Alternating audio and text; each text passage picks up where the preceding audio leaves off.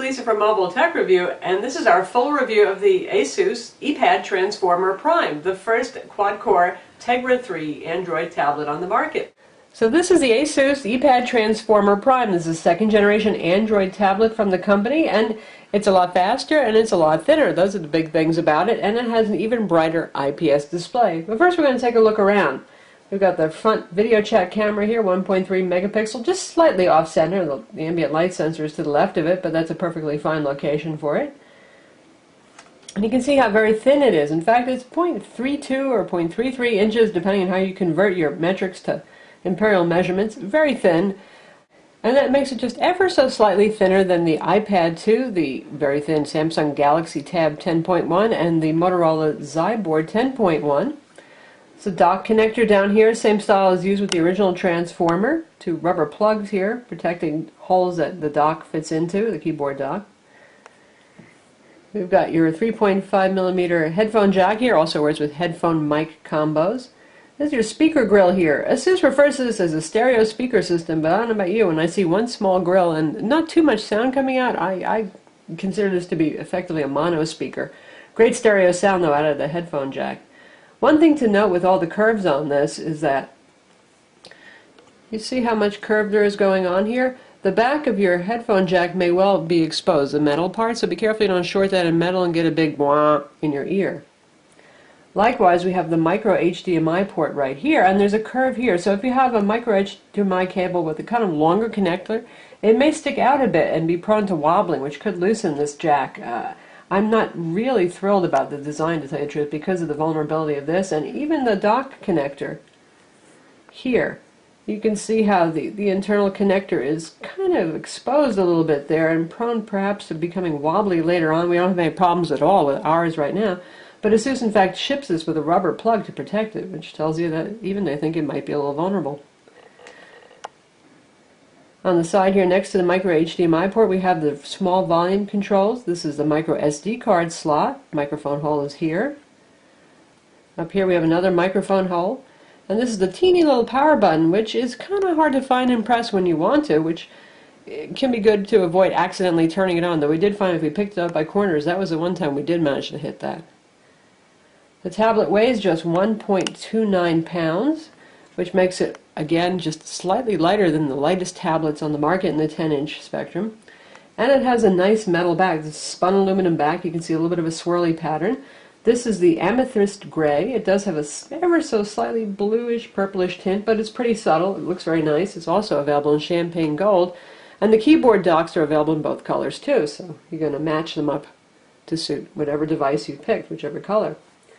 Your 8 megapixel camera on the back with autofocus, and in fact there's a continuous autofocus feature, mostly useful for video shooting, and your LED flash is back here. Now we've seen this spun look before, and that's because it's the close cousin to the Asus ZenBook UX31 and also the UX21. Those are Asus's first Ultrabooks, and you can see it has the same spun metal finish here. It's a little bit more pronounced because this is a lighter metal color, but they certainly go well together. One thing about the design is visually it's very beautiful. It's certainly as pretty as the iPad 2, but it's also as difficult to hold. Anything that's this skinny, a bit slippery with tapered edges is a little hard to hold onto, and though these edges are very well machined, in fact this is much more nicely put together than the original Transformer, which had some gaps and some creaks here and there, a plasticky back. This guy is perfectly machined. There are no literal sharp edges, but just the design of it means that this edge is going to poke into your palms when you're holding onto it. It's ergonomically not delightful. One last thing, given the fact that this is aluminum, it's metal, you think it wouldn't show fingerprints too much? Well, it does actually get pretty gunky. You can probably see some fingerprints on this already, and we've just wiped this down, so it does require some cleaning. And also the back is a little bit vulnerable to scratching. It doesn't mean that you can't put it down on your coffee table, which is a pretty friendly surface, but be careful of rough surfaces because this is somewhat scratchable. We've managed to put one or two very faint scratches on it already. In terms of overall footprint for width plus height, this has a fairly large footprint. It's bigger than the Zyboard 10.1, and it's about the same size as the Galaxy Tab 10.1, a little bit bigger. If you watched our unboxing and first look, you saw those comparisons, and we will be doing full smackdowns of those tablets later on too. In terms of performance, this is really the enthusiast tablet in a way, just like Asus motherboards are for enthusiasts. This guy is all about performance. It doesn't have some of the creature comforts or some of the other features you might find on other tablets. For example, there's no digital pen with active digitizer, there's no TV remote control, and some of those other added features we're seeing on other recent Android Honeycomb tablets. But what you do get is basic raw quad-core speed on this guy. And it's pretty neat that Asus is really accentuating that by giving you control not just over Super IPS mode versus regular display mode, but you see these icons right here. This is the power saving mode, this is the balanced mode, and this is the high performance mode. Now the difference in performance between balanced and high performance is pretty little in terms of synthetic benchmarks and experiential speed. We're talking about 5 to 10% difference at most in terms of performance. So the balanced mode actually does a very intelligent job of scaling up those cores as needed. Now if you put it in the low power mode, you indeed will save power. You might even get an extra hour of runtime out of it, but everything is noticeably slower. Even things like web browsing and synthetic benchmarks for Sun Spider JavaScript show that. So that's probably not a setting you want to use unless you're really, really worried about your battery power.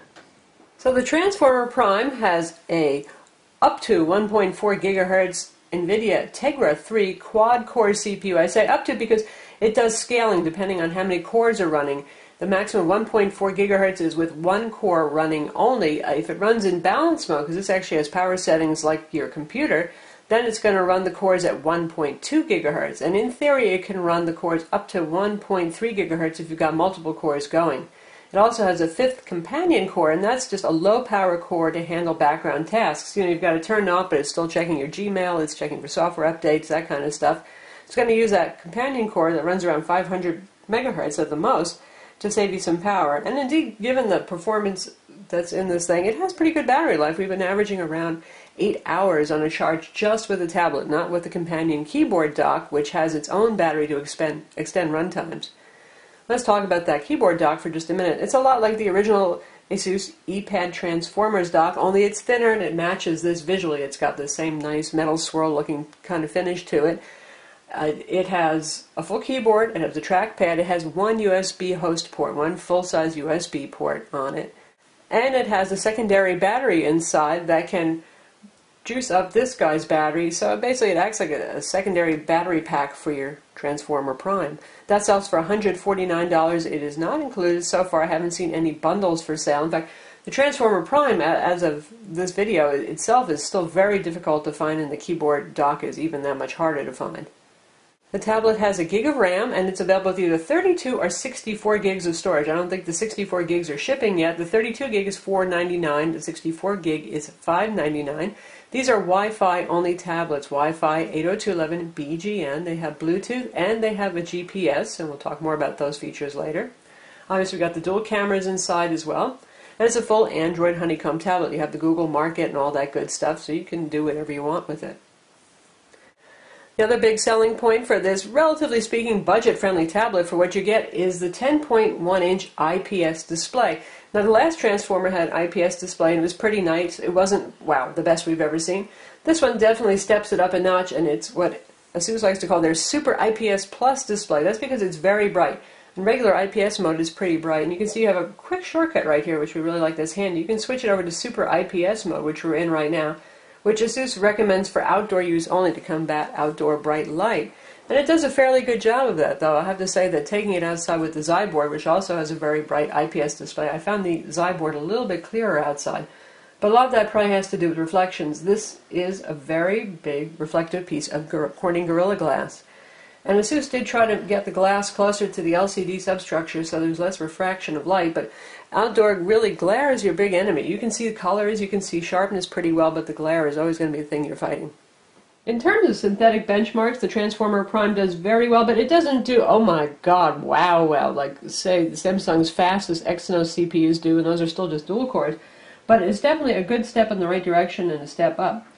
When we benchmark with Quadrant in normal mode, we got a 2929, which puts it certainly way ahead of the original Transformer Prime, but there are other tablets that score around that too.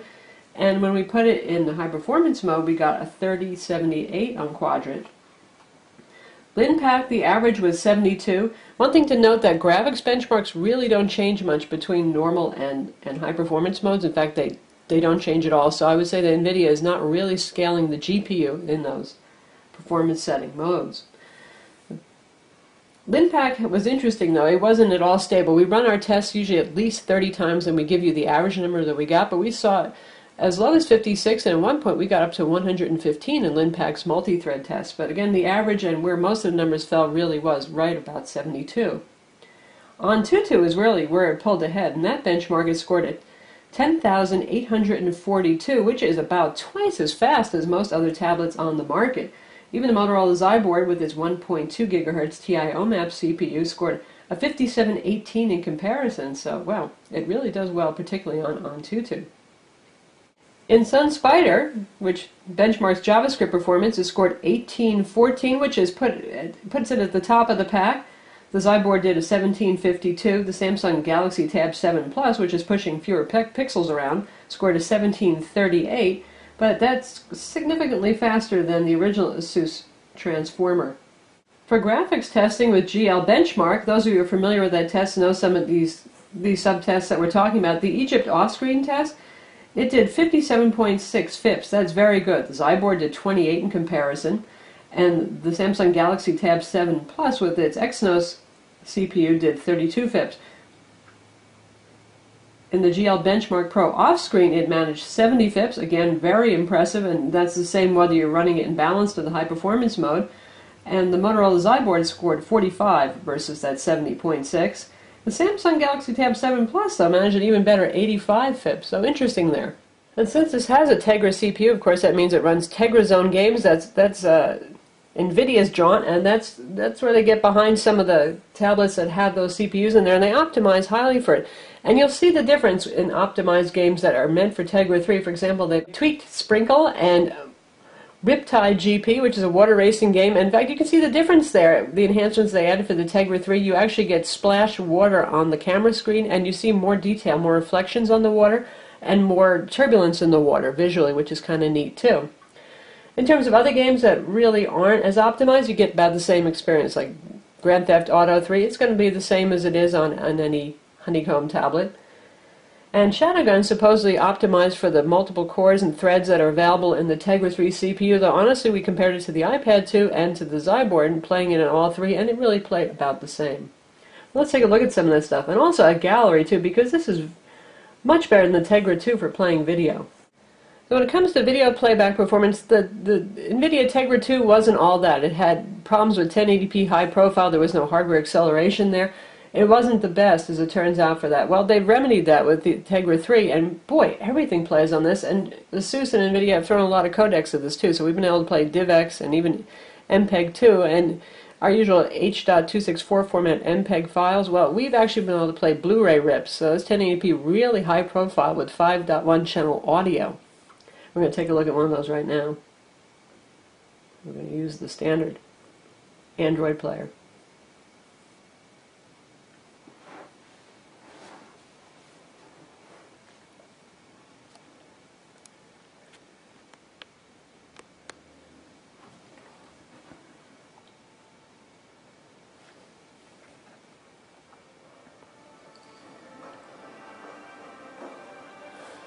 You can hear the speaker, it's almost at max volume right now. It's just not a very good speaker, but the headphones, boy, they have put some very good quality stereo.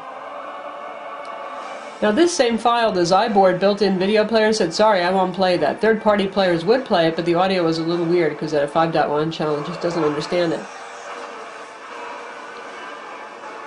This plays absolutely flawlessly, so that's pretty exciting stuff. Not so much because you're going to be playing this to the internal panel, but if you want to use that micro HDMI port out to your home theater stereo system or your TV or your monitor, that's where it really shines. But that's also where the complications come in. This guy seems to upsample everything to 5.1, even if it's not, but if it is 5.1, for example, our Sony AV receiver, a pretty late model, understands most devices we plug in fact all so far. This guy output 5.1 with a 5.1 clip like this, and we heard front left channel and subwoofer, lots of subwoofer, but none of the other channels actually came through. And we tried with a couple of different cables, not a cable issue, all 1.4 HDMI, just like the device. In fact, Ethernet over HDMI capable cables. So a little confusion there. If you have a 5.1 clip and you plug it into, say, just directly into your TV via HDMI cable, and your TV would have two speakers, not 5.1 generally built in, you'll get audio only on the left channel in our tests. Now there is no software control for that, unfortunately. It would be nice if they gave us some control over what it was trying to do with audio output. And you can kind of fool it. You can plug in some headphones, for example, and try to get it to jump back into stereo mode. But otherwise, if you take a look at sound settings here, there's really not a whole lot going on. You don't get control over that, nor do you under the Asus customized setting here, which gives you neat things like enabling Super IPS screenshot system performance and the quick settings and that kind of thing. So it was a challenge. We plugged in other tablets like the Galaxy Tab 10 and the Zyboard. They would just output straight stereo, no upsampling to 5.1. It was funny, we even plugged this into our receiver and we just tried playing some Google Music, some tracks, and it was upsampling those to 5.1 as well. Clearly this is something that could be remedied with the software update, and we hope that Asus does, to make this more compatible with home theater components. Now for those of you who are enthusiasts, and I think you are the target folks for this fairly high-performance tablet that's pretty cutting edge, you've heard that there's some GPS problems, and at first we thought things were looking okay. You look at Google Maps, that's because it relies on Wi-Fi access point information. Google has a humongous database of Wi-Fi access points across the country, and in fact across the world, so they can tell where you are just relative to what Wi-Fi access points are nearby. If you're not relying on that, if you turn off Wi-Fi, or even if you leave it on, but you go away from, say, populous areas where there are going to be a lot of access points, you notice right away GPS is having problems. Or once you turn on navigation, which actually uses satellites, indoors, we could not possibly get a fix. And you can see we've used a lot of tests here. We have GPS test installed, we have GPS status, and we've used MyTrax to actually track routes as we've driven around. I'll take a look at that right now just to show you a point. Now you can see here I was driving rather legally and rather soberly, yet it thinks that I was cutting through a whole lot of backyards to get to the local supermarket. I wasn't.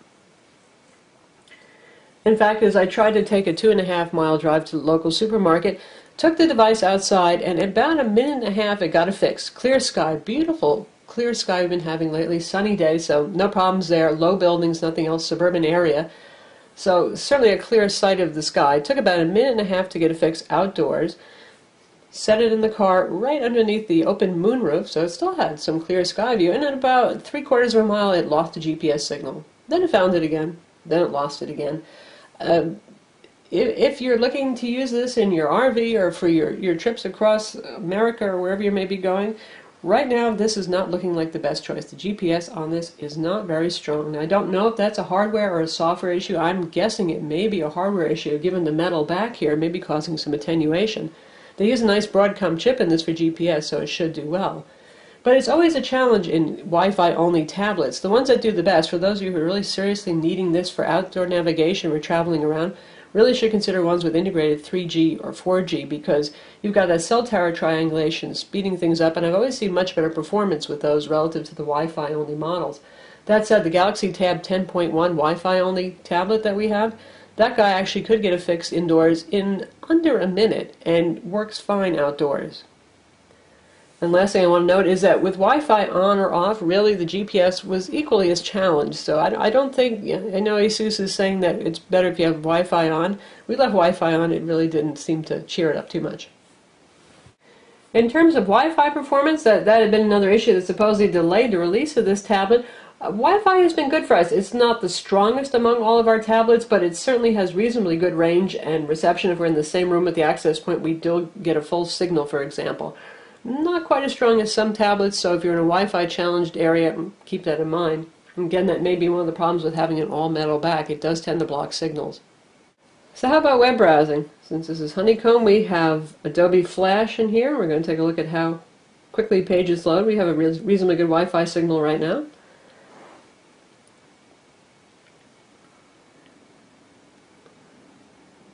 We'll visit our own website, full site, not a mobile site, so you can see the speed at which it loads. This is over a Wi-Fi 802.11 network. It's actually an Apple Airport Extreme network. Seems to be perfectly compatible with that. A little delay while it loads some of the Flash ads, but pretty good speed. Not too much of that blockiness you sometimes see in Android's WebKit web browser.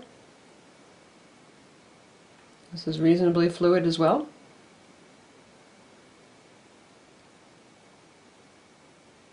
And we'll take a look at an Adobe Flash video and see how that plays.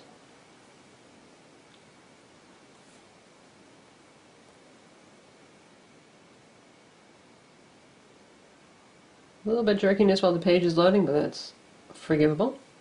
So we'll play our Zyboard 8.2 video review.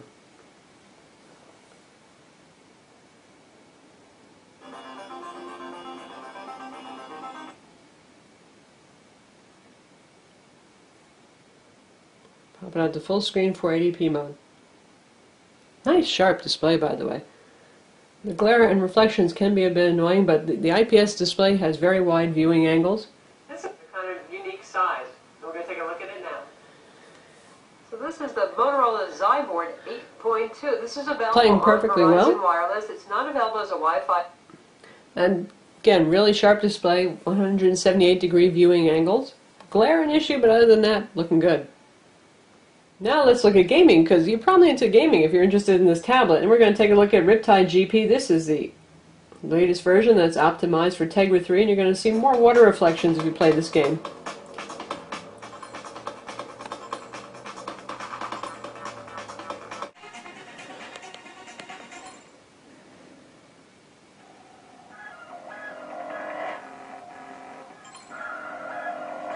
So here at the beginning you can see we actually have more water effects than you do if you're not playing this on a Tegra 3. And then there's a whole lot of water detail going on. Well, this plays very smoothly.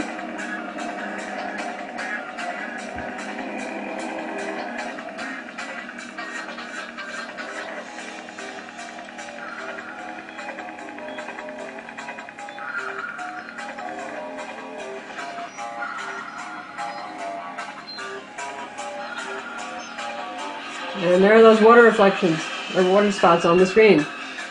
Something you only get with the Tegra 3 right now. And now we're going to test out Shadowgun, one of the most visually pleasing games currently available on the Android market.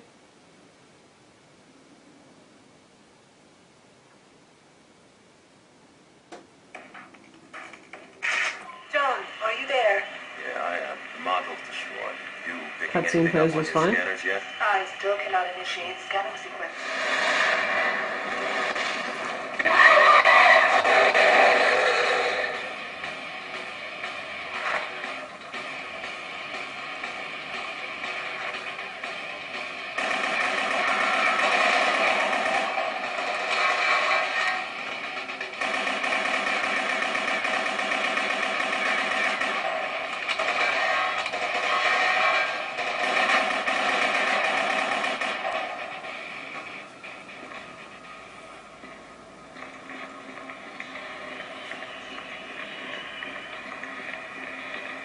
Plays beautifully.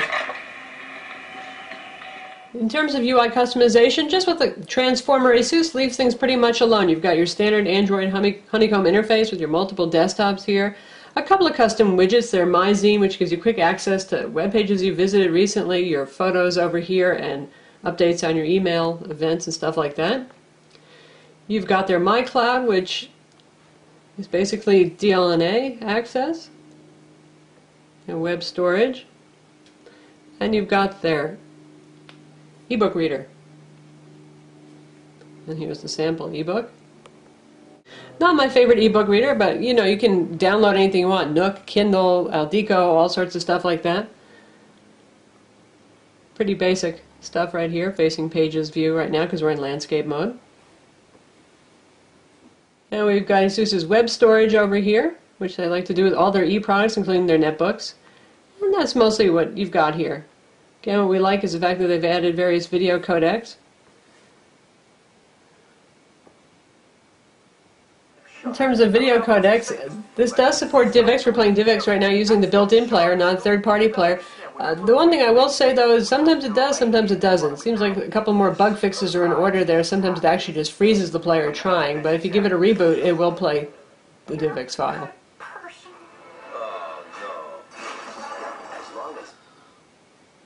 If you want to play other formats like MPEG-2, that kind of thing, just download a player like BS Player Lite or some of the others on the market and it can do that just fine. And here's your absolutely humongous tablet-style viewfinder right here, and you can see you've got access to quick settings and stuff like that, your white balance, whether the flash is on or off. A whole lot of settings here. Focus mode right now is on auto. You can choose infinity. Continuous autofocus, you can see it shook in the background a little bit while it was focusing. Aspect ratio, picture size, all that kind of stuff. And here you can switch back and forth between camera and video. And this is your movable focus box. It beeps and turns green when it's focusing. Now, we'll take a picture right here. Fast enough once it's focused. One thing I'll say is I don't know if there's something wrong with the camera software, or I don't think it's our camera module, because often we get very fuzzy shots and a whole lot of white balance issues outdoors where whites are very overexposed, but then about every fifth shot or so we get a really sharp shot. So again, I don't know if there's a QC issue and there's something wrong with our particular camera or what, but when it takes a sharp shot, they're pretty pleasing.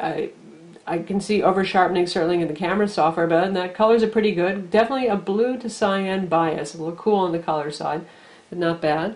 And it can shoot 1080p, and that's where the continuous autofocus is handy, because, you know, as you move around, often your video camera just doesn't really stay in focus very well. This will continually autofocus at reasonably good speed. You can see it working on it just as I'm moving this, and this is fairly close. And it does a pretty good job, but we noticed the same thing with the video camera too. It was kind of hit or miss. Sometimes it would be in focus and sharp, other times it would be kind of grainy and not so in focus. In terms of additional multimedia, like all Honeycomb tablets, this has Netflix, and yes, it works just fine. Hulu Plus, there isn't a client yet for the Prime. Hopefully there will be in the future, and it has the very capable YouTube player that Google makes. Good stuff too. So that's the Asus ePad Transformer Prime, your high-performance tablet for the, really I'd call it the beginning of 2012, because very few of us have found one in stores at the end of 2011. Now, this is a retail version, by the way. This is not a review unit, so this has not been doctored in any way to look better or anything like that or perform any better. The quad-core CPU is certainly compelling. I mean, that's a very familiar concept now, because pretty much every computer you buy, notebook or desktop, is going to be quad-core or maybe even higher. The thing is that Honeycomb and the applications, they don't make necessarily a whole lot of use of that many cores and threads right now, and hopefully in the future they will. So this kind of reminds me of the discussion years ago when we had our first dual-core CPUs. There was an obvious performance gain, just as there was with Android products, but when you went up to 4 cores, people are like, well, do I want a fast dual-core or a slower quad-core? And right now, as you can see from the benchmarks and things like that, a quad-core isn't going to exactly blow the doors off of every other very recent tablet on the market, but it is more future-proof. Of course, by the time that Android OS and all the applications start to make use of all those cores, there probably is going to be something like the Prime 3 on the market, or something like that. It's hard to say. In terms of other tablets that are coming up to compete with this, it seems like a lot of them are going to have that 1.2 gigahertz dual-core TI CPU. I know several manufacturers are planning on releasing those. Motorola already has done that with the Xi board, and that's very ice cream sandwich friendly, and the performance is pretty good there, but in terms of graphics performance, definitely the Transformer Prime is showing those up. We probably will see a few Tegra 3. We hope to see more, because that's really going to speed the adoption of applications that are optimized for the Tegra 3. I know there are rumors out there that Acer is going to have a Tegra 3 sometime in March. Right now it's been leaked from Russia with love. And that one actually has a full 1080p display built in. Now again, that is just a rumor. Lenovo is going to be releasing a Tegra 3 probably in China, one of their LePad tablets. So it'll be interesting to see what happens and how many more Tegra 3 tablets are on the market. But as the first one available, this has a lot to offer for $499. You get a really stunning, very bright IPS plus display that can combat outdoor light. Fortunately, the glare is still there, still an issue, but still, very sharp, very high contrast, one of the highest contrast mobile displays on the market. Excellent wide viewing angles. You get that gig of RAM, you get 32 gigs of storage at a minimum, which is nice. There's still tablets out there like the Xi boards with just 16 gigs of storage, and even the base Samsung Galaxy Tab 10.1. And you get dual cameras and your promised upgrade to Ice Cream Sandwich, hopefully pretty soon. So this is a tablet I would definitely recommend for you enthusiasts who want the fastest, who are going to really push the limits of video with this guy and play a lot of games, particularly 3D demanding games. But Asus definitely has some work to do here. The problems that we've had with 5.1 channel audio not translating well to dual channel HDMI components, or even to AV receivers that can support up to 7.1 channels in the case of our Sony receiver. And the stability is pretty good on this, but we have managed to crash it several times. Especially DivX seems to sometimes baffle it and crash it, sometimes it doesn't.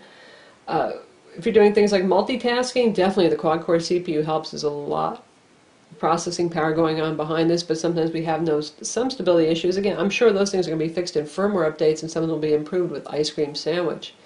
In terms of other features, this one really doesn't push the envelope so much. As we mentioned, you don't get TV remote control, you don't get pen input, you don't get some of those other neat new features. In fact, this does not even have USB host unless you buy the $149 keyboard dock. That one adds the full-size USB port, but there isn't even a USB port on this. It just has that proprietary dock connector at the bottom, just like the original transformer. So if you're looking for USB host, you are going to need that secondary component, the keyboard dock, to get USB host, which is great if you want to type. Again, that's another thing that sets this guy apart, is the integration that's offered with the keyboard dock. It looks just like an ultralight notebook, 11.6-inch or 10-inch form factor notebook with a keyboard dock that folds shut just like a notebook, protects the screen, and has a pretty reasonably decent chiclet keyboard on it, and an okay trackpad too. I'm Lisa from Mobile Tech Review. Visit our website for the full review, and don't forget to subscribe to our YouTube channel. And yes, we'll be doing smackdowns with this and a couple of other competing tablets as well.